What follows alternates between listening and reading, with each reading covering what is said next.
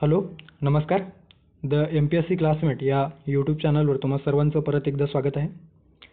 MPSC daily PYQs dose या नावानं आपण जी काही सिरीज सुरू केलेलं आहे त्याच्यात आपण आयोगाने वेगवेगळ्या परीक्षेमध्ये जे प्रश्न विचारलेले आहेत ते आपण पर डे पर सब्जेक्ट या पद्धतीने रोज 10 प्रश्न या ठिकाणी डिस्कस करतो आहोत. ओके. आणि हे जे प्रश्न आहेत ते आपण डिस्कस करण्याआधी आपली जी काही प्रायव्हेट टेलिग्राम ग्रुप आहे किंवा टेलिग्राम चॅनल आहे त्यामध्ये आपण क्विज फॉर्ममध्ये ते प्रश्न जे आहेत ते आपण पोस्ट करतो आहोत आणि त्यानंतर त्या प्रश्नांचं सविस्तर विश्लेषण आपण या ठिकाणी करतो आहोत. ओके. सो सुरू करूयात. डे 58 अंतर्गत या ठिकाणी जे प्रश्न विचारलेले होते, ओके, विशेषतः सामान्य विज्ञान अंतर्गत जे काही प्रश्नांची 9वी सिरीज आपण त्या टेलिग्राम चॅनलवर पोस्ट केलेलं होतो, तर त्या प्रश्नांचं सविस्तर विश्लेषण आपण या ठिकाणी करणार आहोत. ओके. सो थेट आपल्या लेक्चरला सुरू करूयात. आता जो पहिला प्रश्न आहे तो पहिला प्रश्न या ठिकाणी राज्यसेवा पूर्वपरीक्षा 2023 मध्ये विचारलेला एकंदरीत प्रश्न आहे. ओके. सो अलीकडे म्हणजे लेटेस्टमध्ये जो काही प्रश्न आहे तो विचारण्यात आलेला आहे. जेव्हा अल्फा कण किरणोत्सारी घटकातून बाहेर पडतात तेव्हा त्याच्यामध्ये काय बदल होतो किंवा ते प्रोसेस कशा पद्धतीने होतो या म्हणजे अशा पद्धतीने हे प्रश्न विचारलेला आहे. आणि जी काही रेडिओ ॲक्टिव्हिटी आहे, ओके, ज्याला किरणोत्सारिता अशा पद्धतीने मराठीमध्ये संबोधले जातो, तर त्या अंतर्गत हे जे प्रश्न आहे ते विचारण्यात आलेलं आहे. ओके. सो पर्याय दिलेले आहे. अणुअंक 2 ने कमी होतो, अणुवस्तुमानांक 4 ने कमी होतो. त्यानंतर दुसरा आहे अणुअंक 1 ने कमी होतो, अणुवस्तुमानांक 2 ने कमी होतो. तिसरा पर्याय दिलेला आहे अणुअंक 1 ने वाढतो. चौथा पर्याय दिलेला आहे अणुअंक आणि अणुवस्तुमानांकात बदलत नाही. ओके. सो कोणता पर्याय या ठिकाणी योग्य असणार आहे. आता जी काही आपण किरणोत्सारिता अभ्यासतो, तर किरणोत्सारितामध्ये जे काही उच्च शक्ती किंवा उच्च हाय पॉवर जे अणू असतात त्याच्यामधून अतिशय भेदक व उच्च अणुअंक असणाऱ्या मूलद्रव्यांमध्ये जे काही अतिशय भेदक, अदृश्य व उच्च ऊर्जा असणारी जी काही प्रारणे आहेत ते उत्स्फूर्तपणे जेव्हा उत्सर्जित होत असतात, सो त्याला ती प्रोसेस जी असतात ते त्याला रेडिओ ॲक्टिव्हिटी किंवा किरणोत्सारिता अशा पद्धतीने म्हटलं जातो आहे. ओके. सो हे जे काही अणू अस्थिरतेसंदर्भाने अणूच्या केंद्रकांनी दर्शवलेली जी घटना असते तर त्याला रेडिओ ॲक्टिव्हिटी म्हटलं जातो. आणि याचा शोध सर्वप्रथम 1896 मध्ये हेनरी बेक्वेरेल यांनी लावल्याचे दिसून येतं. ओके. सो प्रश्न आला की अल्फा किरणोत्सारिता जी प्रोसेस आहे त्याचा शोध कोणी लावलेला आहे, तो लक्षात ठेवा, हेनरी बेक्वेरेल यांनी लावलेले आहे. ओके. सो रेडिओ ॲक्टिव्हिटी अशी प्रक्रिया आहे ज्याद्वारे अस्थिर अणूचे न्यूक्लियस रेडिएशन उत्सर्जित होऊन ती ऊर्जा गमावत असते. ओके. सो अशा पद्धतीने या ठिकाणी दिलेलं आहे. आता या ठिकाणी जर आपण जे प्रश्नात विचारलेलं आहे की अल्फा कणांसंदर्भात विचारलेलं आहे. सो अल्फा कणे धनप्रभारित असतात. एखाद्या किरणोत्सारी मूलद्रव्यातून एक अल्फा कण जेव्हा उत्सर्जित होत असतो तर त्या मूलद्रव्याचे अणुवस्तुमानांक 4 ने तर अणुअंक 2 ने कमी होत असतो. ओके. सो लक्षात घ्या, अणुअंक 4 ने कमी होत असतो तर अणुअंक 2 ने कमी होत असतो. आणि हेच या प्रश्नात विचारलेलं आहे की अणुअंक आणि अणुवस्तुमानांकामध्ये कशा बदल होत असतो. सो अणुअंक 2 ने कमी होत असतो आणि अणुअंक 4 ने कमी होत असतो. सो पर्याय क्रमांक 1 या ठिकाणी योग्य पर्याय असणार आहे. ओके. आता जर आपण युरेनियमचं उदाहरण घेतलं तर युरेनियम जे काही मूलद्रव्य आहे त्याच्यामध्ये अणुवस्तुमानांक 238 आहे आणि अणुअंक 92 आहेत. तर याच्यामध्ये जे काही रेडिओ ॲक्टिव्हिटी प्रोसेसच्या माध्यमातून त्याच्यातील जे काही हेलियमचे पार्टिकल आहेत, अल्फा कण म्हणजे साधारणतः हेलियमचा केंद्रक असतो, तो हेलियमचा जे काही केंद्रक आहे ते एमिट झाल्याच्यानंतर त्याच्यात जो काही बदल होतो आणि त्यानंतर जो काही नवीन मूलद्रव्य तयार होतो, सो कशा पद्धतीने होतो तर हेलियमचे जे काही पार्टिकल्स आहेत ते एमिट झाल्याच्यानंतर युरेनियमचा अणुवस्तुमानांकामध्ये 4 ने कमी होतो. ओके. 4 जे काही अणुवस्तुमानांक आहे ते कमी होतो आणि जे काही अणुक्रमांक आहे किंवा अणुअंक जे आहे त्याच्यामध्ये 2 कमी होतो. ओके. सो 92 वरून 2 कमी झाल्यामुळे ते 90 झालेले आहे आणि इकडे अणुवस्तुमानांक 234 झालेला आहे. आणि जो काही नवीन मूलद्रव्य सापडलेलं आहे किंवा नवीन मूलद्रव्य जो काही तयार झालेलं आहे ते एकंदरीत थोरियम तयार झाल्याचे आपल्याला दिसून येतो. ओके. सो याला डॉटर न्यूक्लियस म्हटलं जातो. ओके. हे जे असतात ते पॅरेंट न्यूक्लियस आणि याला डॉटर न्यूक्लियस. सो अशा पद्धतीने या ठिकाणी दिलेलं आहे. आणि बीटा कणासंदर्भात आपण जर बघितलं तर बीटा कणामध्ये एखाद्या किरणोत्सारी मूलद्रव्यातून जेव्हा बीटा कणाचा जो काही केंद्रक आहे तो उत्सर्जित झाल्याच्यानंतर मूलद्रव्याचे अणुअंक 1 ने वाढत असतो. ओके. सो अणुअंक 1 ने वाढतो, मात्र अणुवस्तुमानांकामध्ये कुठलाही बदल होत नाही, हे लक्षात ठेवा. आता जे काही अल्फा कण आहेत ते अल्फा कणांचा जो काही शोध आहे तो रुदरफोर्ड यांनी या अल्फा कणांचा शोध लावलेला आहे. ओके. त्याचप्रमाणे बीटा कणाचा देखील शोध या रुदरफोर्ड यांनी लावलेला आहे. ओके. आणि जे काही गॅमा किरण आहेत तर गॅमा किरणांचा शोध पॉल विलार्ड यांनी लावलेला आहे. ओके. अल्फा कण हे आपल्याला एकंदरीतच हेलियमचे केंद्रक दिसून येतात आणि एक धनप्रभारित. ओके. अल्फा कण कसे असतात तर धनप्रभारित असतात. बीटा कण हे ऋणप्रभारित किंवा ऋण किंवा धन दोन्ही पद्धतीने असतो, पण मोस्ट ऑफ दी किंवा मॅक्सिमम त्याचं जे काही कॅपॅसिटी असते ते ऋणप्रभारित असण्याचे असते. आणि गॅमा किरण हे उदासीन असतात, न्यूट्रल असतात. ओके. त्याच्यामध्ये कुठलाही प्रभार नसतो. ओके. so अशा पद्धतीने हे जे काही बेसिक इन्फॉर्मेशन आहे ते आपल्याला माहिती असणे अपेक्षित आहे. सो पुढे जाऊयात. आणि याच्यामध्ये लक्षात ठेवा, जी काही अल्फा कण आहे ते अल्फा कणांची जी काही आयोनाइज शक्ती आहे. ओके. आयनीकरण घडवून आणण्याची जी शक्ती आहे ते सर्वाधिक असते अल्फा कणामध्ये, तर भेदन शक्ती जी असते ती सर्वात कमी असते. ओके. सो अल्फा कणांची आयोनाइज शक्ती सर्वाधिक असते आणि भेदन शक्ती सर्वात कमी असते. सो अशा पद्धतीने या ठिकाणी बीटा कणांमध्ये आयोनाइज शक्ती मध्यम प्रमाणात असते आणि भेदन शक्ती देखील मध्यम प्रमाणात असते. आणि गॅमा किरणामध्ये आयोनाइज शक्ती सर्वात कमी असते आणि भेदन शक्ती सर्वाधिक असते या गॅमा किरणामध्ये. ओके. सो या ठिकाणी या प्रश्नाचे योग्य पर्याय असणार आहे पर्याय क्रमांक 1. पुढे जाऊयात. आता पुढचा जो प्रश्न आहे तो एकंदरीत परत अणुअंक आणि अणुवस्तुमानांका संदर्भाने बेसिक विचारलेला आहे. राज्यसेवा पूर्वपरीक्षा 2016 मध्ये विचारलेला एकंदरीत प्रश्न आहे. पुढील 2 विधानांपैकी कोणते अयोग्य आहे अशा पद्धतीने विचारलेला आहे. ओके. अविधान काय दिलेलं आहे की अणुअंक म्हणजे अणुकेंद्रकातील एकूण प्रोटॉनची संख्या होय. आणि ब स्टेटमेंटमध्ये दिलेलं आहे की अणुवस्तुमानांक. ओके. सो अणुवस्तुमानांक म्हणजे अणुकेंद्रकातील एकूण प्रोटॉन व न्यूट्रॉनची संख्या होय. ओके. सो कोणत्या या ठिकाणी योग्य असणार आहे.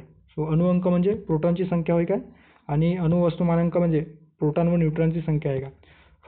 फक्त ब, दोन्ही अ आणि दोन्ही नाहीत. तर या ठिकाणी अणुक्रमांक किंवा अणुअंक आणि अणुवस्तुमानांक हे जे काही मूलद्रव्य संदर्भाने किंवा एलिमेंट संदर्भाने त्याच्यामध्ये 2 पार्टमध्ये आपण बघतो. अणुक्रमांक किंवा ज्याला अणुअंक म्हटलं जातं आणि अणुवस्तुमानांक. आणि हे साधारणतः प्रोटॉनच्या संख्येनुसार निश्चित होत असतो की त्यामध्ये अणुअंक किती आहे आणि अणुवस्तुमानांक किती आहे. सो समजा एक्स नावाचा एलिमेंट आहे. ओके. सो एक्स नावाचा एलिमेंटमध्ये प्रोटॉनची संख्या म्हणजे ॲटॉमिक नंबर. ओके. ज्याला अणुअंक म्हटलं जातो. सो त्या एलिमेंटमध्ये किती प्रोटॉन्स आहेत त्यानुसार त्याचे अणुअंक ठरत असतो. आणि त्या सोबतच जेव्हा प्रोटॉन व न्यूट्रॉनचा विचार केला जातो तर त्याला मास नंबर अर्थात अणुवस्तुमानांक विचारात घेतला जातो. ओके. फॉर एक्झाम्पल या ठिकाणी कार्बनचा एलिमेंट दिलेला आहे. सो कार्बन मूलद्रव्यामध्ये प्रोटॉनची संख्या किती असते तर 6 असते. ओके. आणि हे 6 आणि प्लस न्यूट्रॉनचे असे मिळून 6. सो 12 अणुवस्तुमानांक असतो. ओके. सो कार्बनचा अणुवस्तुमानांक 12 असतो आणि जे काही अणुअंक 6 असतो. अशा पद्धतीने फक्त प्रोटॉनचा विचार केला जात असेल तर त्याला अणुक्रमांक किंवा अणुअंक म्हटलं जातो. आणि प्रोटॉन व न्यूट्रॉनचा जेव्हा विचार केला जातो तर त्याला अणुवस्तुमानांक म्हटलं जातो. ओके. सो या ठिकाणी जे आपल्याला प्रश्नात विचारलेले होते की अणुअंक म्हणजे अणुकेंद्रकातील एकूण प्रोटॉनची संख्या होय का, तर बरोबर, हे बरोबर आहे. आणि अणुवस्तुमानांक म्हणजे अणुकेंद्रकातील प्रोटॉन्स व न्यूट्रॉनची संख्या आहे का. सो दोन्ही स्टेटमेंट या ठिकाणी बरोबर आहे. आणि आपल्याला अयोग्य विचारलेलं होतं. सो दोन्ही योग्य असल्याकारणानं आपण दोन्ही अयोग्य नाहीत म्हणजे दोन्हीही नाहीत अशा पद्धतीने या प्रश्नाचं योग्य पर्याय असणार आहे पर्याय क्रमांक 4. ओके. पुढे जाऊयात. त्यानंतरचा प्रश्न आहे परत राज्यसेवा पूर्वपरीक्षा 2023 मध्ये एकंदरीत विचारलेला प्रश्न आहे. आणि जी काही जीवनसत्वे आहेत, विटामिन्स आहेत व त्या विटामिन्सच्या अभावामुळे जे काही होणारे वेगवेगळे रोग आहेत त्या संदर्भाने जोड्या लावा स्वरूपात या ठिकाणी प्रश्न विचारलेला आहे. जीवनसत्व आणि अभावाचे रोग. अ जीवनसत्वामुळे कुठला रोग होतो. ड जीवनसत्वामुळे, क जीवनसत्वामुळे आणि B12 जे काही विटामिन बी कॉम्प्लेक्स आहे त्याच्यामध्ये B1, B2, B3, B5, B6, B7, B9 आणि B11 आणि B12 अशा पद्धतीने जे काही वेगवेगळे जीवनसत्व आहेत त्या संदर्भाने आपल्याला माहिती असणे अपेक्षित आहे. ओके. सो अ जीवनसत्वामुळे सर्वांनाच माहिती आहे, अ जीवनसत्वामुळे किंवा विटामिन एच्या अभावामुळे रातांधळेपणा. ओके. ज्याला ब्लाइंडनेस हे जे काही रोग आहे ते आपल्याला दिसून येतो. सो अ जीवनसत्वामुळे रातांधळेपणा नावाचा जे काही आजार आहे ते आपल्याला उद्भवू शकतो. त्यामुळे अला 4 नंबरची जोडी. सो अला 4 नंबरची जोडी आपण लावलं तर फक्त पर्याय क्रमांक 2 या ठिकाणी दिलेला आहे. ओके. सो पर्याय क्रमांक 2 या प्रश्नाचं योग्य पर्याय असणार आहे. त्यानंतर ड मूळदूस म्हणजे काय तर हाडे ठिसूळ होणे. ओके. सो ड जीवनसत्व आपल्याला विशेषतः जे काही कोवड्या सूर्यप्रकाशामुळे आपल्याला ड जीवनसत्व प्राप्त होत असतो आणि ते आपल्या शरीरासाठी किंवा आपल्या हाडांसाठी खूप योग्य मानला जातो. म्हणून आपण सकाळी कोवड्या प्रकाशात जायला पाहिजे अशा पद्धतीने वैज्ञानिकांकडून आपल्याला सजेस्ट केला जातो, डॉक्टरकडून सजेस्ट केला जातो आहे. ओके. सो ड ला मूळदोष. त्यानंतर क, जे काही जीवनसत्व क मुळे किंवा जीवनसत्व सी मुळे जो काही रोग आहे तो स्कर्वी. ओके. हिरड्यातून रक्तस्राव होणे त्याला स्कर्वी म्हटला जातो. सो क ला 2 नंबरची जोडी. आणि B12 मुळे ॲनिमिया. ओके. रक्तक्षय. कारण B12 मुळे RBC निर्माण होण्याचे कार्य होत असतो. ओके. सो आपल्या शरीरामध्ये RBC निर्माण करण्यासाठी B12 हे जबाबदार असतात. ओके. व्हिटॅमिन B12 हे जबाबदार असतात, रिस्पॉन्सिबल असतात मोठ्या प्रमाणामध्ये. आणि जर त्यांचा अभाव झालेला असेल तर अशा वेळेस रक्तक्षय होण्याची किंवा ॲनिमिया होण्याची शक्यता असते. ओके. आता या ठिकाणी स्टेट बोर्ड संदर्भाने किंवा स्टेट बोर्डमध्ये जे काही व्हिटॅमिन संदर्भाने जो चार्ट आहे तो चार्ट या ठिकाणी आपण दिलेला आहे. जीवनसत्व ए मुळे त्याची कार्य कोणकोणती आहेत, त्यापासून जे प्राप्त किंवा कोणत्या स्रोतापासून जीवनसत्व ए प्राप्त होतो आणि अभावजन्य जे काही विकार आहेत ते कोणते आहेत. ओके. सो ए जीवनसत्वामुळे अभाव जो होणार आहे तो रातआंधळेपणा. B1 मुळे बेरीबेरी. ओके. चेतातंतूचा जो आजार आहे तो बेरीबेरी उद्भवू शकतो. B9च्या अभावामुळे एकंदरीत वाढ नीट न होणे, ॲनिमिया किंवा विसर पडणे. अशा पद्धतीने B12 RBC निर्माण करण्यासाठी रिस्पॉन्सिबल असतात आणि याच्या अभावामुळे ॲनिमिया होण्याची शक्यता असते. नंतर व्हिटॅमिन सी. ओके. जे काही लिंबूवर्गीय फळे आहेत त्यापासून आपल्याला व्हिटॅमिन सी मिळत असतो आणि शरीराच्या ऊतींचे रक्षण करणे, जे काही टिश्यू आहेत ते टिश्यूंच्या प्रोटेक्शनसाठी खूप महत्त्वाचं कार्य करत असतात. हिरड्या, दात, हाडे, त्वचा यासाठी आवश्यक कोलेजन प्रथिन तयार करण्याचे कार्य या व्हिटॅमिन सीच्या माध्यमातून केलं जातं आणि याच्या अभावामुळे स्कर्वी नावाचा जो काही आजार आहे तो होण्याची शक्यता असते. त्यानंतर आहे डी. व्हिटॅमिन डी मुळे किंवा व्हिटॅमिन डीच्या अभावामुळे आपल्याला मूळदूस. ओके. हाडे मऊ होणे म्हणजे हाडे ठिसूळ होणे जो आजार आहे तो उद्भवू शकतो. व्हिटॅमिन ई पेशींच्या चयापचय किंवा पेशींचे जे काही कार्य आहे ते सुरळीत करण्यासाठी ई व्हिटॅमिन रिस्पॉन्सिबल असतं आणि जे काही पुनरुत्पादन आहे प्रक्रिया आहे किंवा पुनरुत्पादन जे प्रोसेस आहे, ओके, रिप्रोडक्शन, त्याच्यासाठी खूप आवश्यक असलेला व्हिटॅमिन्स म्हणून ओळखला जातो. ओके. सो स्नायूंमध्ये कमकुवतपणा आणि प्रजोत्पादनामध्ये अडथळा निर्माण होऊ शकतो, ओके, जर व्हिटॅमिन ईचा अभाव असेल तर. आणि व्हिटॅमिन केमध्ये रक्तात गोठण्यासाठी मदत केली जाते. ओके. सो व्हिटॅमिन केचा अभाव असला तर जर एखाद्या शरीराला एखाद्या भागावर इजा झालेली असेल तर मोठ्या प्रमाणात रक्तस्राव होण्याची शक्यता असते. ओके. अशा पद्धतीने या ठिकाणी आपण बघितलेलं आहे. त्यानंतर या ठिकाणी व्हिटॅमिन बी कॉम्प्लेक्स संदर्भाने दिलेला आहे. व्हिटॅमिन B1 थायमिन बेरीबेरी नावाचा आजार होऊ शकतो. व्हिटॅमिन B2च्या अभावामुळे पेलाग्रा. ओके. सो लक्षात ठेवा, पेलाग्रा जो काही आजार आहे तो व्हिटॅमिन B2च्या अभावामुळे होऊ शकतो. त्यानंतर व्हिटॅमिन B3. ओके. याच्यामुळे नियासिन जो काही याला रासायनिक नाव आहे तो नियासिन अशा पद्धतीने म्हटला जातो आहे. ओके. सो या प्रश्नाचा योग्य पर्याय असणार आहे पर्याय क्रमांक 2. त्यानंतर पुढच्या प्रश्नाकडे जाऊयात. आता या ठिकाणी आपल्याला solar cell. Okay. So combine group B पूर्वपरीक्षा 2020 मध्ये विचारलेला एकंदरीत प्रश्न आहे. सोलर सेलचे अर्थात सौरघट जे असतात तर त्याचे जे काही कार्य आहे ते कशावर आधारित असते अशा पद्धतीने या ठिकाणी प्रश्न विचारलेला आहे. ओके. सो सोलर सेलचे कार्य डॅश डॅश यावर आधारित असते. Stark effect, Coulomb effect, Zeeman effect की फोटोव्होल्टिक इफेक्ट. ओके. आता जे काही सोलर सेल आहेत, ओके, जे आपण गावाकडे जर बघितलं तर आणि शहरामध्ये सोलर पॅनल लावलेले असतात आणि त्याच्यामध्ये लाईटच्या माध्यमातून वीज तयार करण्याच्या किंवा आपण जर सोलर एनर्जीच्या माध्यमातून जर वेगवेगळ्या दिशामध्ये आपल्या सोलर एनर्जीच्या किंवा जी काही सौर घट आहे किंवा सौर घटापासून जास्तीत जास्त ऊर्जा निर्माण करण्यासाठी अलीकडे गव्हर्नमेंट इनिशिएटिव्ह सुरू केलेला आहे. ओके.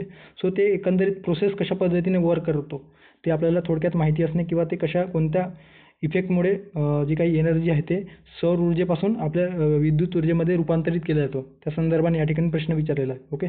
सो सौर सेल अर्थात ज्याला फोटोव्होल्टिक सेल म्हटलं जातं. ओके. सो लक्षात ठेवा, सौर सेल. आता जर आपल्याला हे जे नाव आहे फोटोव्होल्टिक सेल हे जरी नाव माहीत असलं असतं तरी आपण या प्रश्नाच्या योग्य पर्यायापर्यंत पोहोचू शकतो. ओके. सो फोटोव्होल्टिक सेल हे एक विद्युत उपकरण आहे जे प्रकाशीय ऊर्जेचे थेट विद्युत ऊर्जेत रूपांतरित करत असतो. यासाठी फोटोव्होल्टिक प्रभावाचा वापर केला जातो. हे एक एकंदरीत भौतिक आणि रासायनिक घटना दिसून येतो. फोटोव्होल्टिक सेलचा एक प्रकार असल्याचे आपल्याला हे दिसून येतात. ओके. सो सोलर सेलच्या माध्यमातून किंवा सौर ऊर्जेच्या माध्यमातून विद्युत ऊर्जेमध्ये जेव्हा रूपांतर केलं जातो आणि त्यासाठी जो काही सेल वापरला जातो तर त्याला फोटोव्होल्टिक सेल म्हटलं जातो. ओके. जी काही सोलर पॅनल असतात त्याच्यामध्ये अशा पद्धतीने जे या ठिकाणी असेल लाईन दिसून येतात. ओके. सो हे जे काही याच्यामध्ये जे फोटॉनच्या स्वरूपात जे असतात तर ते फोटोव्होल्टिक सेल असतात. ओके, सो यामधून सूर्यप्रकाश ऑब्झर्व केल्याच्यानंतर त्याच्या विद्युत ऊर्जेमध्ये रूपांतर करण्याचं कार्य करीत असतात. ओके, सो पर्याय क्रमांक 4 फोटोव्होल्टिक इफेक्ट म्हटला जातो. सो पर्याय क्रमांक 4 या प्रश्नाचे योग्य पर्याय असणार आहे. त्यानंतर जॉन स्टार्क इफेक्ट म्हटला जातो. ओके, सो जॉन स्टार्क यांनी जो काही शोध लावलेला आहे त्याला स्टार्क इफेक्ट म्हटला जातो. ओके, हे एकंदरीत विद्युत जे काही इलेक्ट्रिसिटी आहे त्या संदर्भाने आपल्याला दिसून येतो. त्यानंतर पीटर झिमन यांनी लावलेला झिमन इफेक्ट. ओके, चुंबकीय संदर्भाने जे काही मॅग्नेटिझम आहे त्या संदर्भाने हे झिमन इफेक्ट आपल्याला दिसून येतो. त्यानंतर कुलोम्ब. ओके, परत जी काही विद्युत ऊर्जा आहे त्या संदर्भाने कुलोम्ब इफेक्ट आपल्याला दिसून येतो. ओके, सो पुढे जाऊयात. त्यानंतर पुढचा प्रश्न आहे एकंदरीत सेल डिव्हिजन अर्थात पेशी विभाजनासंदर्भाने या ठिकाणी प्रश्न विचारलेला आहे. कंबाईन संयुक्त गट ब आणि क पूर्वपरीक्षा 2023 मध्ये विचारलेला प्रश्न. मिओसिस टप्प्यांचे योग्य क्रम कोणता अशा पद्धतीने दिलेला आहे. Okay, so meiosis. आता याचे सेल विभाजन आपण जर बघितलं तर याच्यामध्ये 2 प्रकार आपल्याला दिसून येतात सेल विभाजनाचे, ज्याला पेशी विभाजन आपण म्हणत असतो, cell division. Okay, so cell डिव्हिजनचे 2 प्रकार असतात. एक आहे मिटोसिस, ज्याला मायटोसिस देखील म्हटलं जातं, आणि हे जे काही मायटोसिस प्रक्रिया आहे ती सोमॅटिक सेलमध्ये घडून येत असतात. ओके, आणि मायोसिस जी प्रक्रिया आहे, मिओसिस किंवा मायोसिस, ही प्रक्रिया आपल्याला जर्म सेलमध्ये दिसून येतात. ओके, ज्याला जननपेशी म्हणतात. सो जर्म सेलमध्ये. ओके, आणि मिटोसिस जी प्रक्रिया आहे ती आपल्याला सोमॅटिक सेल, ज्याला कायिक पेशी, मराठीमध्ये कायिक पेशी म्हटलं जातं. ओके, सो अशा 2 पद्धतीने सेल डिव्हिजन आपल्याला दिसून येतात. आता त्याचे वेगवेगळे जे टप्पे आहेत त्याच्यामध्ये दोन्ही प्रकारच्या सेल डिव्हिजनमध्ये वेगवेगळे टप्पे आहेत. ओके, सो त्याच्यात प्रोफेज, ॲनाफेज, त्यानंतर आहे मेटाफेज, टेलोफेज आणि सायटोकायनेसिस अशा पद्धतीने 2 फेजेसमध्ये ते डिवाईड केलेलं आहे. त्याच्यापैकी जेव्हा आपण मिओसिसचा विचार करतो, ओके, ज्याला मराठीमध्ये अर्धसूत्री विभाजन म्हटलं जातं. ओके, सो लक्षात ठेवा, मिओसिसला अर्धसूत्री विभाजन मराठीमध्ये आणि मिटोसिसला सूत्री विभाजन म्हटलं जातं. ओके, आणि मिओसिस जी प्रक्रिया आहे ती फक्त पुनरुत्पादन किंवा जननपेशीमध्ये घडून येतात, तर जे काही मिटोसिस आहे ती शरीरातील जे काही इतर पेशी आहे त्यामध्ये घडून येत असतात. ओके, सो मिओसिसचं जे काही पहिला स्टेज आहे जर प्रोफेज, तर प्रोफेजमध्ये वेगवेगळ्या टप्प्यानुसार मिओसिसचे जे योग्य क्रम आहे ते या ठिकाणी तेच विचारलेलं आहे. ओके, सो प्रोफेजमध्ये जे काही टप्पे दिसून येतात त्या संदर्भाने हे जे प्रश्न आहे ते विचारलेलं आहे. ओके, आता तेच या ठिकाणी दिलेलं आहे की एक मिनटं. आता मायटोसिस. ओके, मिटोसिस किंवा मायटोसिस हे आपल्या शरीराच्या जवळजवळ सर्व पेशी विभाजनाच्या गरजांसाठी केला जातो. विकासादरम्यान नवीन पेशी जोडली जाते आणि आयुष्यभर जुन्या आणि जीर्ण पेशी तयार झालेल्या नवीन पेशी त्या जुन्या आणि जीर्ण पेशींची जागा घेते. ओके, सो मायटोसिसचे ध्येय काय असते तर आनुवंशिकदृष्ट्या जेनेटिकली त्यांच्या आईसारखेच असलेल्या मुलीच्या पेशींकडे तयार, याच्यामध्ये मदर सेल आणि डॉटर सेल अशा पद्धतीने 2 जे काही टर्म्स आहेत त्याचा वापर केला जातो. ओके, सो आता काय कशासाठी केलं जातं हे मलाही नाही माहीत, सो तुम्हाला माहीत असेल तर नक्की कमेंट बॉक्समध्ये सांगा. सो त्याला मदर सेल आणि त्याच्यापासून नवीन जी काही सेल तयार झालेली असेल या प्रक्रियेद्वारे त्याला डॉटर सेल म्हटलं जातो. ओके, सो ज्यात एकही गुणसूत्र कमी जास्त नसते. ओके, सो 23 ज्या काही गुणसूत्र आहेत त्याच्यामध्ये 23 ज्या काही जोड्या आहेत ते सेम प्रमाणामध्ये समान असतात. सो अशा पद्धतीने या ठिकाणी मायटोसिस प्रक्रिया दिसून येतो. त्यानंतर दुसरीकडे जी काही मायोसिस प्रक्रिया आहे ज्याला अर्धसूत्री विभाजन म्हटलं जातो. सो आपल्याला जननपेशी, ओके, मानवी शरीरात केवळ एकच उद्देशासाठी केला जातो, ते म्हणजे जननपेशी अर्थात युग्मक लैंगिक पेशी किंवा शुक्राणू आणि अंडी उत्पादन. ओके, जननपेशी संदर्भाने हे केला जातो आणि सुरुवातीच्या पेशीपेक्षा निम्मे गुणसूत्र असलेल्या मुलीच्या पेशी तयार करणे अशा पद्धतीने या ठिकाणी मायोसिस प्रक्रियेमध्ये होत असतो. ओके, सो पित्याकडून आणि मात्याकडून 23 आणि पित्याकडून 23 अशा पद्धतीने 23 जे काही गुणसूत्र आहे त्याच्यामध्ये मिळून हे 46 जोड्या म्हणजे 23 जोड्या बनवत असतात. ओके, सो याला मायोसिस प्रक्रिया म्हटलं जातं. ओके, आता मायोसिस प्रक्रियेचा जो काही पहिला टप्पा आहे त्याला प्रोफेज म्हटलं जातो. सो त्या प्रोफेजमध्ये सर्वात मोठा टप्पा दिसून येतो आणि याच्यामध्ये क्रोमॅटिन गुणसूत्राचे संगणन होत असतात. त्यानंतर याचे जे उपप्रकार आहेत त्या उपप्रकारामध्ये आणि जे प्रश्नात विचारले आहेत, सो याचे जे काही उपप्रकार दिसून येतात ज्याच्यात आपण 5 प्रकारचे उपप्रकार आपल्याला दिसून येतात. ओके, सो त्याच्यात लेप्टोटीन, झायगोटीन, पॅचिटिन, डिप्लोटिन आणि डायकायनेसिस. ओके, सो हे लक्षात ठेवा. क्रम जर विचारला तर लक्षात ठेवा. लेप्टोटीन, ओके, लेप्टोटीन, झायगोटीन, पॅचिटिन, डिप्लोटिन आणि डायकायनेसिस. सो जर यासाठी तुम्ही कुठलाही ट्रिक वगैरे बनवत असाल तर नक्की बनवा. ओके, जर किंवा अशा पद्धतीने तुम्ही लक्षात ठेवू शकता. लेज पॅक फॉर दीदी. ओके, सो अशा पद्धतीने लक्षात ठेवायचं. लेजचा जो ले आहे तो लेप्टोटीन. ओके, त्यानंतर आहे आहे तो झायगोटीन. Okay, so झायगोटीन. त्यानंतर पॅकचा जो आहे तो पॅचिटिन आणि फॉर सायलेंट आहे या ठिकाणी. आणि डीचा जो पहिला डी आहे त्याच्यामध्ये डिप्लोटिन आणि शेवटचा जो डी आहे ते डायकायनेसिस. सो अशा पद्धतीने तुम्ही लक्षात ठेवू शकता. ओके, सो याचा योग्य जो काही क्रम असणार आहे तो लेप्टोटीन, झायगोटीन, पॅचिटिन, डिप्लोटिन आणि डायकायनेसिस. सो पर्याय क्रमांक 3 लेप्टोटीन, झायगोटीन, पॅचिटिन, डिप्लोटिन आणि डायकायनेसिस. ओके, सो पर्याय क्रमांक 3 या प्रश्नाचा योग्य पर्याय असणार आहे. पुढे जाऊयात. आता जो पुढचा प्रश्न आहे तो एकंदरीतच फिजिक्स संदर्भाने विचारलेला प्रश्न या ठिकाणी आपल्याला दिसून येतो आहे. खालील योग्य विधाने ओळखा. अ स्टेटमेंट दिलेलं आहे, ध्वनी लहरी वायू पदार्थापेक्षा स्थायू पदार्थातून वेगाने जातात. ब दिलेला आहे, ध्वनी लहरी निर्वात पोकळीतून, ओके, सो पोकळी झालेली आहे, पोकळीतून सर्वात जलद गतीने जातात. क दिलेला आहे, ध्वनी लहरी अनुलंब लहरी असतात. ओके, लॉन्जिट्युडनल लहरी असतात. आणि ध्वनी लहरी द्रव पदार्थापेक्षा वायू पदार्थातून कमी वेगाने जातात. सो कोणता पर्याय या ठिकाणी स्टेटमेंट योग्य आहे. ओके, आता अनुतरंग आणि अवतरंग असे दोन प्रकार आहेत. ओके, सो अनुतरंग ज्याला मराठीमध्ये अनुतरंग म्हणजे मराठीमध्ये त्याला अनुतरंग म्हटला जातो आणि इंग्लिशमध्ये त्याला लॉन्जिट्युडनल वेव्ज म्हटलं जातो. ओके, सो हे दोन्ही जे आहेत ते लक्षात ठेवा. अनुतरंग म्हणजे काय तर लॉन्जिट्युडनल वेव्ह, आणि अवतरंग ज्याला मराठीमध्ये आपण अवतरंग म्हणत असतो तर ते ट्रान्सव्हर्स वेव्ह असतात. ओके, जे प्रकाश आपण अभ्यासतो प्रकाशाअंतर्गत.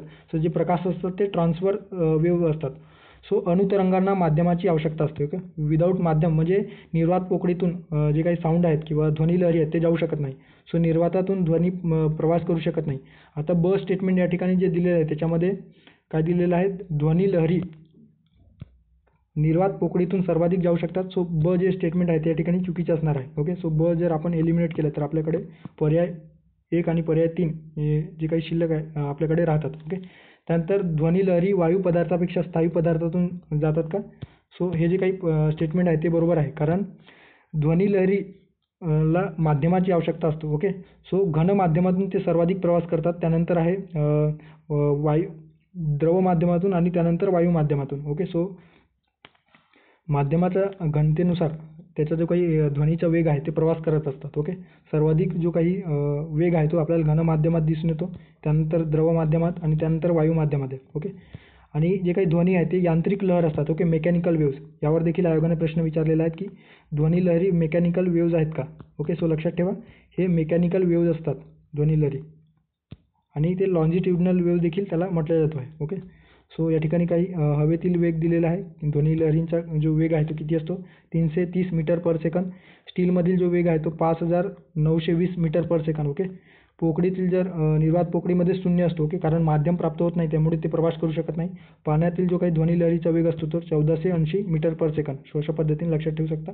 सो घन माध्यमातून सर्वाधिक प्रवास करतो. ओके, सो जर आपण या ठिकाणी बघितलं तर अ क ड ब जर स्टेटमेंट जे दिलेलं आहे. ओके, सो जर प्रश्नाकडे आपण व्यवस्थित वाचलं तर काय दिसून येतो, अ स्टेटमेंट दिलेलं आहे, ध्वनी लहरी वायू पदार्थापेक्षा स्थायू पदार्थातून वेगाने जातात. बरोबर आहे, वायूपेक्षा स्थायूमधून सर्वाधिक वेगाने जात असतात. ब या ठिकाणी चुकीचं आहे, निर्वात पोकळीतून ते प्रवास करू शकत नाही. ध्वनी लहरी अनुलंब लहरी असतात. ओके, अनुलंब म्हणजे काय तर लॉन्जिट्युडनल. सो हे क देखील बरोबर आहे. ध्वनी लहरी द्रव पदार्थापेक्षा वायू पदार्थातून कमी वेगाने जातात. ओके, सो हे देखील बरोबर आहे. ओके, वायू पदार्थातून कमी वेगाने जातात ॲज कम्पेअर टू द्रव पदार्थापेक्षा. सो अ क आणि ड या ठिकाणी योग्य पर्याय असणार आहे पर्याय क्रमांक 1. ओके, पुढे जाऊया. आता पुढचा जो प्रश्न आहे तो एकंदरीत न्यूमेरिकल संदर्भाने आणि या ठिकाणी जे काही भिंगांसंदर्भ जे प्रकाश आहे आणि प्रकाशासंदर्भात जो भिंग वेगवेगळे आपण अभ्यासत असतो, तर त्या अंतर्गत हे जे प्रश्न आहे ते न्यूमेरिकल्स विचारलेला आहे कंबाईन ग्रुप बी पूर्वपरीक्षा 2017 मध्ये. ओके. ज्या व्यक्तीचे सुस्पष्ट दृष्टीचे लघुत्तम अंतर 50 सेंटीमीटर आहे, अशा व्यक्तीच्या चष्म्याचा भिंगाचा जो काही नाभी अंतर किती असेल अशा पद्धतीने या ठिकाणी दिलेलं आहे. आता यासाठी जेव्हा आपण भिंगासंदर्भाने किंवा प्रकाशासंदर्भाने जे काही प्रकरण आहे ते व्यवस्थित अभ्यासलेलं असेल, तर हे जे प्रश्न आहेत त्या संदर्भात जे काही कॉन्सेप्ट आहे तर व्यवस्थित क्लिअर असतील ते आपल्याला या प्रश्नांचं ॲन्सर देता येईल. ओके. सो जे काही याच्यासाठी सूत्र वापरलं जातं, सूत्र हे जे आहे 1/f = 1/v. Okay. -1/u. So या ठिकाणी f म्हणजे होते जी काही फोकल लेंथ आहे ज्याला नाभी अंतर म्हटलं जातो आणि आपल्याला नाभी अंतर काढायचं आहे. ओके. सो f बरोबर नाभी अंतर आणि जी काही u आहे ते u म्हणजे काय तर वस्तूचे अंतर असते. ओके. सो वस्तू किती अंतरावर ठेवलेली आहे आणि vचा जो अर्थ आहे तो vचा अर्थ काय असतो, प्रतिमेचे अंतर. ओके. ते प्रतिमा किती अंतरावरून दिसेल हे v वरून समजतो. ओके. u वरून आपल्याला किंवा u कशासाठी वापरला जातो तर वस्तू किती अंतरावर ठेवलेली आहे, v प्रतिमा किती अंतरावर तयार करायचा आहे आणि नाभी अंतर किती असायला पाहिजे अशा पद्धतीने दिलेलं आहे. समजा आता या ठिकाणी जे दिलेलं आहे त्याच्यामध्ये आपल्याला लघुत्तम अंतर दिलेलं आहे, सुस्पष्ट दृष्टीचे लघुत्तम अंतर. ओके. जे u दिलेलं आहे म्हणजे ते वस्तू किती अंतरावर ठेवलं तर आपल्याला सुस्पष्ट दिसू शकते. सो u दिलेला आहे आणि आपल्याला माहीतच आहे आपण प्रकाशा किंवा जे भिंग अभ्यासतो तर त्याच्यामध्ये वस्तू आपल्या डावीकडे ठेवल्या जातात. ओके. आणि ते ऑलवेज मायनसमध्ये असतात. ओके. सो त्यामुळे या ठिकाणी -25 सेंटीमीटर घेतलेलं आहे. त्यानंतर v ती प्रकाशाची जी काही प्रतिमा आहे ती किती तयार म्हणजे जी काही आहे ती प्रतिमा किती अंतरावर तयार होईल. ओके. सो याला v म्हटलं जातो आणि ते देखील आपल्याला डावीकडेच तयार करायचं आहे. त्यामुळे या ठिकाणी देखील -50 सेंटीमीटर दिलेलं आहे. ओके. सो आपण जर कॅल्क्युलेशन केलं तर 1/f = 1/50. ओके. नंतर -1/25. सो यांचं जर काही LCM घेतलं तर 50 येईल आणि जे मायनस आहे ते मायनस या ठिकाणी कटून जाईल. ओके. आणि 1/50 अशा पद्धतीने येईल. सो आपल्याला फोकल लेंथ जो मिळेल तो 50 सेंटीमीटर मिळेल. आता जे काही बहिर्वक्र भिंग वापरला जातो, सो जर ॲन्सर जर प्लसमध्ये आलेलं असेल सो ते बहिर्वक्र भिंग त्यासाठी वापरला जातो आणि अंतवक्र भिंगात जर ॲन्सर जर निगेटिव्ह आलेलं असेल किंवा मायनसमध्ये आलेलं असेल तर त्या ठिकाणी अंतर्वक्र भिंग लागेल. अशा पद्धतीने आपल्याला या उदाहरणांच्या माध्यमातून लक्षात ठेवणे अपेक्षित आहे. ओके. सो यासाठी आपला जो काही कॉन्सेप्ट आहे तो व्यवस्थित क्लिअर असेल तर अशा पद्धतीचा प्रश्न आपण देऊ शकतो. ओके. सो या ठिकाणी योग्य पर्याय असणार आहे पर्याय क्रमांक 2, 50 सेंटीमीटर त्याच्या नाभी अंतर असेल आणि त्यासाठी जो काही भिंग वापरला जाईल तो बहिर्वक्र भिंग वापरला जाईल. ओके. पुढे जाऊयात. आता पुढचा जो प्रश्न आहे तो एकंदरीत राज्यसेवा पूर्वपरीक्षामध्ये विचारलेला प्रश्न दिसून येतो. अभ्रक कपड्यांचा इस्त्रीत वापरला जातो या संदर्भात पुढील 2 विधानांपैकी कोणते योग्य आहे अशा पद्धतीने राज्यसेवा पूर्वपरीक्षा 2016 मध्ये विचारलेला प्रश्न. अ स्टेटमेंट दिलेला आहे अभ्रक विजेचा सुवाहक आहे.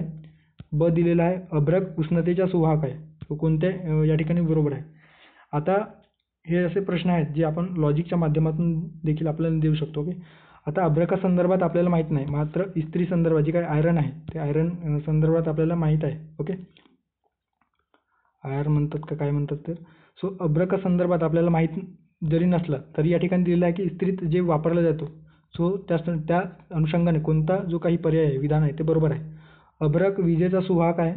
आता लक्षात घ्या जर इस्त्रीत जो अभ्रक वापरला गेलेला आहे तो विजेचा सुवाहक असेल तर आपण इस्त्री करता वेळेस आपल्याला शॉक बसू शकतो ना, मग तो विजेचा सुवाहक कशाला असेल आणि त्याचा वापर इस्त्रीमध्ये कशाला केला जाईल. सो या ठिकाणी जे असणार आहे ते चुकीचे असणार आहे. अभ्रक हे उष्णतेचा सुवाहक असतो. ओके. सो इस्त्री गरम होते तेव्हा आपले जे काही कपडे आहेत ते व्यवस्थित आपण त्याला प्रेस करू शकतो. ओके. सो हे सुवाहक असतात. ओके. सो अभ्रक सुवाहक असतात. त्यामुळे या ठिकाणी पर्याय ब.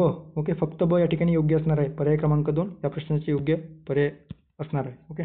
सो अशा पद्धतीने या ठिकाणी दिलेलं आहे अभ्रक अर्थात मायका. ओके. मायका हे उष्णता सुवाहक असतात परंतु विजेचा दुर्वाहक असतात. ओके.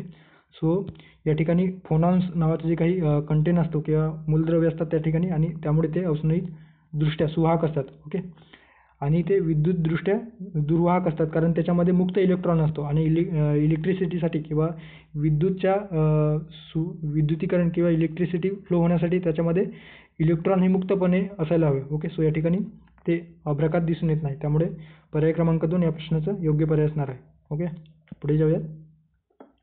आता पुढचा जो प्रश्न आहे तो प्राणी वर्गीकरण संदर्भाने या ठिकाणी विचारलेला आहे. गोगलगाय डॅश डॅश या संघात अर्थात फायलममध्ये मोडतो. ESO पूर्वपरीक्षा 2014 मध्ये विचारलेला प्रश्न. मोलुस्का, ऑर्थ्रोपोडा, इकायनोडर्मेटा, निमेटोडा, कोणता पर्याय या ठिकाणी योग्य आहे? आता जे काही संघ मोलुस्का आहे, संघ मोलुस्का ज्याला या अंतर्गत आपल्याला जे काही गोगलगाय आहे ते गोगलगाई याचा समावेश या संघ मोलुस्कामध्ये होताना दिसून येतो. ओके, आता या फायलम मोलुस्कामध्ये काय दिसून येतात तर यांचे जे काही शरीर रचना असते ते मऊ असते, सॉफ्ट असतात. ओके, ट्रिप्लोब्लास्टिक आपल्याला त्यांचा नेचर दिसून येतो. त्यानंतर द्विपक्षीय किंवा द्विपार्श सममिती आपल्याला दिसून येतात. ओके, सिलोमेट असतात, पोकळी असते यांना. ओके, त्यांचं जे काही डिव्हिजन आपण 2 भागांमध्ये शरीर विभागू शकतो, ट्रिप्लोब्लास्टिक असतात. ओके, आणि मोलुस्काच्या अभ्यासाला मायकॉलॉजी म्हटलं जातं. ओके, मालाकोलॉजी. ओके, मालाकोलॉजी अशा पद्धतीने म्हटलं जातो. मोलुस्का हा शब्द सर्वप्रथम ॲरिस्टॉटल यांनी कॅटलफिशला दिलेल्या शब्दावरून घेण्यात आलेला आहे. ओके, मोलुस्का म्हणजे काय तर मऊ. कोणी दिलेला आहे तर ॲरिस्टॉटलने दिलेला आहे, लक्षात ठेवा. आता याच्यामध्ये हे जे काही मोलुस्का आहे ते विशेषतः मानवी जीवनामध्ये आणि त्याच्या दागिन्यांच्या सोबतच दागिने तयार करण्यासाठी सोबतच अन्न म्हणून देखील महत्त्वाचे स्रोत म्हणून याचा वापर केला जातो. दागिने म्हणजे कुठले तर जे काही समुद्रामध्ये जे शिंपले असतात त्या शिंपलेमध्ये नैसर्गिक मोती आढळत असतात. ओके, त्याचा वापर दागिन्यांसाठी केला जातो. सागरी आणि गोड्या पाण्याच्या वातावरणामध्ये बायोहॉल जे काही बायो इंडिकेटर्स म्हणून मोलुस्क असतात, बायोहॉल ते बायो इंडिकेटर्स म्हणून निदर्शनास किंवा आपल्याला दिसून येतात. ओके, जर त्या समुद्राची जे पाणी जर योग्य नसेल त्या एन्व्हायरमेंटला किंवा त्या प्राण्यांना तर ते तिथून त्यांचा जो काही संख्या आहे ते कमी होताना दिसून येतं, म्हणून त्याला बायो इंडिकेटर्स म्हटलं जातो आहे. ओके, आता पिला अर्थात सफरचंद, गोगलगाय, त्यानंतर लिमॅक्स स्लॅग, युनिओ नावाचं जे काही पाण्यात आढळणारे जे शिंपलं आहे त्यांना युनिओ म्हटलं जातो. टर्बाइनेला शंख. ओके, शंखाचा समावेश. हेलिक्स, गार्डन गोगलगाय. त्यानंतर ऑक्टोपसच्या देखील या ठिकाणी डेव्हिल फिश म्हटलं जातो, त्याचा समावेश होतो. Loligo squid. ओके, या मोलुस्का अंतर्गत जे काही प्राणी आहेत त्या ठिकाणी दिलेले आहे, तुम्ही बघू शकता. पर्याय क्रमांक 1 गोगलगायचा समावेश मोलुस्कामध्ये होतो आहे. ओके, त्यानंतरचा शेवटचा प्रश्न आहे या लेक्चरमधला. खालीलपैकी कोणता ग्रुप ड्युअल प्लांट म्हणून ओळखला जातो? PSI पूर्वपरीक्षा 2016 मध्ये विचारलेला प्रश्न. शैवाल, लायकेन्स, अँजिओस्पर्म की कवक? ओके, आता लायकेनला दुहेरी वनस्पती किंवा ड्युअल प्लांट म्हटलं जातो. ड्युअल प्लांट का म्हटलं जातो तर याच्यामध्ये 2 ऑर्गॅनिझम संयुक्तपणे वास्तव करत असतात किंवा वास्तव्यात असतात. ओके, सहजीवनी पद्धतीने ते आपल्या जीवन व्यापन करत असतात. 2 सजीव एकमेकांच्या सहजीवनी सहवासात असतात. त्याच्यामध्ये एक शैवाल आणि दुसरा बुरशी किंवा फंगस. ओके, शैवाल आणि बुरशीच्या जे काही संयुक्त किंवा सिम्बायोटिक जो काही रिलेशनशिप असतो तर त्याला लायकेन म्हटलं जातं. ओके, लायकेन्सला ड्युअल प्लांट म्हटलं जातो आहे. ओके, आता याच्यामध्ये जे काही शैवाल असतात ते शैवाल प्रकाश संश्लेषक जीव असतात. ते बुरशी जे असतात, फंगस जे असतात त्यांना प्रकाश संश्लेषणाच्या माध्यमातून स्वतःचे अन्न जे काही पोषण द्रव्य आहे ते तयार करून बुरशीला प्रदान करत असतात. तर जे बुरशी असतात ते शैवालांना संरक्षण व अधिवास प्रदान करत असतात. अशा पद्धतीने दोन्ही प्रकारे सहजीवनी पद्धतीने ते एकंदरीत त्यांचं जीवन व्यापन चालू असते. ओके, पर्याय क्रमांक 2 या प्रश्नाचं योग्य पर्याय असणार आहे. ओके, असे 10 प्रश्न सायन्स संदर्भाने आपण या ठिकाणी डिस्कस केलेले आहे. ओके, होप तुम्हाला हे जे लेक्चर आहे ते आवडलं असेल. आता विज्ञान हा माझा पर्टिक्युलर विषय नाही, तरी पण मी आपल्या नॉलेजच्या बेसवर योग्य पद्धतीने सांगण्याचा प्रयत्न केलेला आहे. ओके, आता जे काही आपण हे जे प्रश्न डिस्कस केलेले ते आपण या जी काही क्विज बॅच संदर्भाने आपण स्वतंत्रपणे प्रायव्हेट टेलिग्राम चॅनल सुरू केलेले आहे. त्याच्यामध्ये जे प्रश्न आहेत ते आपण क्विज फॉर्ममध्ये अवेलेबल करून देतो आणि त्या प्रश्नांचं सविस्तर विश्लेषण आपण या ठिकाणी करतो आणि त्या प्रश्नांचं जे काही विश्लेषण PDF आहे ते आपण त्या पर्टिक्युलर टेलिग्राम चॅनलवर शेअर करतो. ओके, तुम्ही नक्की या ठिकाणी एनरोल करू शकता. ओके, त्या संदर्भाने इन्फॉर्मेशन या टेलिग्राम चॅनलला व्हिजिट करा, तुम्हाला त्या ठिकाणी मिळून जाईल. ओके, थांबूया त्या ठिकाणी, भेटूया पुढच्या व्हिडिओमध्ये. थँक्यू, धन्यवाद.